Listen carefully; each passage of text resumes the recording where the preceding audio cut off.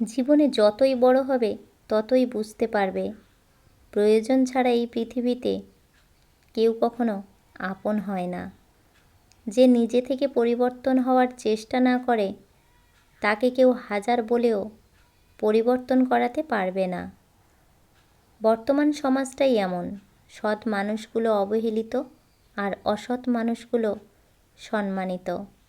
কাউকে ভালোবাসতে না পারলে তাকে না বলে দাও, কিন্তু তাকে মিথ্যা স্বপ্ন দেখিও না।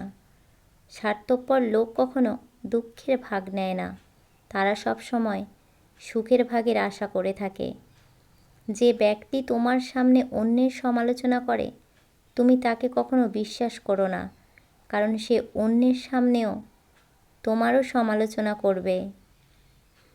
কতটা পথ একসাথে চললে একজন মানুষকে ঠিকমতো চেনা বা জানা যায়, হয়তো সেটা সারা জীবনেও না। ভালোবাসা কোনো পাপ নয়, পাপ তো সেটাই যে ভালোবাসার নামে নোংরামি করে ছুঁড়ে ফেলে দেয়। যোগ্যতা বলতে এখন আমরা যা বুঝি, হয় সৌন্দর্য, না হয় টাকা। কারো প্রিয়জন হতে গিয়ে প্রয়োজন হতে যেও না। মনে রেখো, চা খাওয়ার পরে ভাঁড়ের জায়গাটা ডাস্টবিনেই হয়।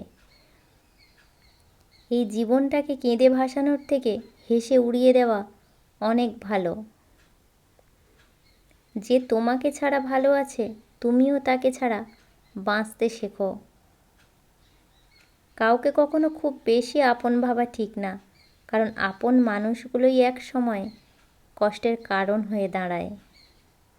সবাই ভালো ব্যবহার পাওয়ার যোগ্য হয় না, যে যেমন তার সাথে তেমন ব্যবহার করাই উচিত। জীবন থেকে একটা জিনিস শিখলাম, চাইলেই কারোর আপন হওয়া যায় না। আজকাল কাউকে কিছু বোঝানোর চেয়ে চুপ থাকা অনেক ভালো। সমাজ মানেই তো ব্যর্থ লোককে নিয়ে রসিকতা করা আর সফল লোককে নিয়ে হিংসা করা। ধন্যবাদ। ভিডিওটি আপনাদের ভালো লাগলে একটা লাইক দেবেন, কমেন্টে জানাতে পারেন, আর প্লিজ ছোট্ট চ্যানেলটিকে সাবস্ক্রাইব করে আমার সাথে থাকবেন।